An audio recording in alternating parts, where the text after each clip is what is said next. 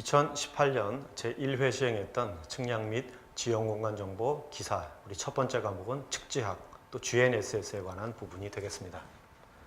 첫 번째 문제는 GNSS의 계통적 오차 중에서 위성에 의해 발생하는 오차를 골라보자. 자, 우리가 계통적 오차를 다른 말로 하면 정오차라고 얘기를 하거든요. 정오차는 오차의 원인을 알고 있습니다. 그렇기 때문에 그 오차의 원인을 제거하게 되면 오차를 없는 상태로 이제 만들 수 있다. 그런데 이 오차의 원인이 한 방향으로 계속 누적이 되기 때문에 누적 오차, 즉 계통적 오차라고 얘기를 하는 겁니다. 여기에 대한 반대말이 우연 오차, 즉 부정 오차가 되겠죠. 부정 오차는 원인을 알 수가 없어요. 그렇기 때문에 확률적인 최소 제곱법이나 확률의 이론에 의해서 우리가 얻게 되는 거죠. 구하게 되는 거죠. 그래서 정오차를 보면 이 정오차의 원인이 무엇이냐라는 걸 우리가 찾으셔야 되겠는데, 오차의 원인이 지금 위성이다라고 얘기를 하고 있습니다. 그러니까 위성을 원인으로 하지 않는 오차 중에 오차를 이제 골라서 위성의 원인을 우리가 찾는 거죠. 다중 경로라고 하는 거는요, 위성을 떠나서 이 경로가 멀티패스, 그래서 경로가 여러 개의 경로로 전달돼서 분산돼서 날아오는 그 신호를 얻기 때문에 오차가 발생하는 거고요. 전리층은 전리층에 의해서 굴절이 발생하는 겁니다. 이것도 역시 위성을 떠나서 이 전파가 굴절이 되는 것 때문에. 안테나 편심 같은 경우는 안테나를 이제 삐딱하게 세우거나 이렇기 때문에 편심에 의해서 정확한 위치를 얻을 수 없는 것. 역시 다 위성을 떠나서 발생하는 오차가 되고요.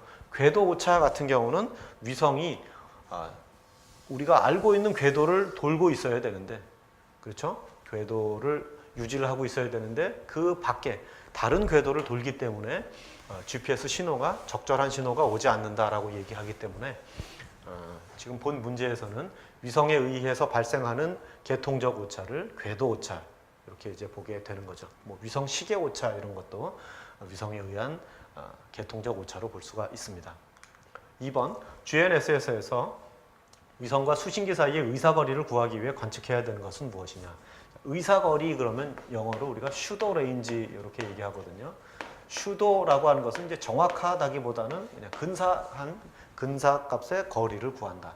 그런데 우리가 일반적으로 속도라고 하는 물리량은 거리를 시간으로 나눠서 구하게 됩니다. 그러니까 그러니까 위성이 보내주는 어떤 전파의 속도는 광속으로 우리가 지금 얘기를 하게 되겠죠. 그러면 그때의 도달 시간을 만약에 관측을 하게 되면 그때의 위성과 수신기 간의 거리를 구해낼 수가 있겠죠. 어떻게 해요? 거리는 속도에다가 시간을 곱해주면 되는 거죠. 그래서 계략적인 거리를 구한다, 슈도 레인지를 구한다라고 한다면 우리가 위성에서부터 반송파, L1이나 L2 반송파가 들어오고 그 안에 CNA 코드나 P 코드 같은 이제 코드를 싣고 오게 되는데, 코드 관측에 의해서 거리를 구하는 방식을 슈도 레인지, 그래서 이제 의사 거리를 구하는 방식이다. 그러면 속도와 시간에 대한 함수 때문에 시간을 정확하게 관측을 하게 되면 거리를 구할 수 있다. 그 거리를 우리가 의사 거리라고 한다. 그러면 도달 시간, 전파가 어느 시간만큼에 도달되느냐, 몇 초 뒤에 도달되느냐라는 것을 알게 되면 의사거리를 구하게 된다. 그래서 답이 1번이 되겠죠. 3번 UTM 좌표계에 대한 설명으로 옳지 않은 것은, 첫 번째, 세계를 하나의 통일된 좌표로 표시하기 위해 그런 목적으로 고안이 되었다. 그래서 물론 이제 완벽하게 세계를 하나의 좌표계로 만든다라고 할 수는 없죠. 왜냐하면 북위 80도 이내의 지역하고요, 남이 80도 이상의 지역만을 우리가 표현을 하죠. 경도 때는 전체를 아우르고요. 그 이외에 극쪽 지방, 즉 80도 이후에서부터 북극까지, 남이 80도 밑에서부터 남극까지에 해당하는 부분은 UPS 좌표계를 가지고 표시를 하게 되는 거죠. 근데 아무튼 전 세계를 하나의 통일된 좌표계로 만들었다라는 것은 옳은 설명으로 볼 수가 있고요.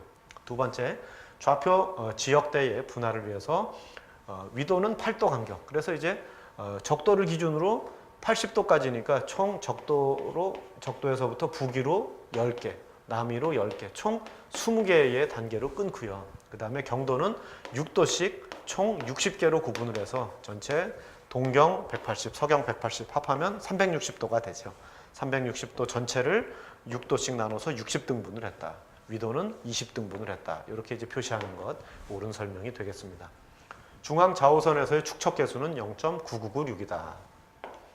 DM 좌표계의 경우는 중앙 좌우선의 축척 개수를 1로 보게 되겠죠. 우리나라에서는 1로 보고요.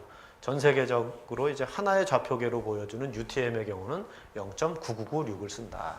4번에 보면 우리나라의 UTM 좌표계는 경도 127도대와 극지방을 좌표계의 원점으로 한다. 아니죠. 그 UTM 같은 경우는 우리가 한 2개 정도를 볼 수가 있는데 51하고 52 정도의 경도대를 보고요. 그렇죠? 횡대로 보고 종대의 경우는 S와 T, S는 맞는 얘기가 되죠. 남한만 따진다면 S 영역으로 보게 되는 거죠. S를 따지는 거는 UTM이 밑에서부터 이제 알파벳으로 위로 이렇게 표시를 하고 서경 180도에서부터 동쪽으로 이렇게 쑥 넘버링 1, 2, 3, 4 넘버링을 해서 우리나라가 대략 51에서 한 52에 해당한다라고 보기 때문에 네 번째 UTM 설명이 완벽하게 이제 잘못된 설명이구나라는 것을 여러분이 아실 수 있게 되겠죠.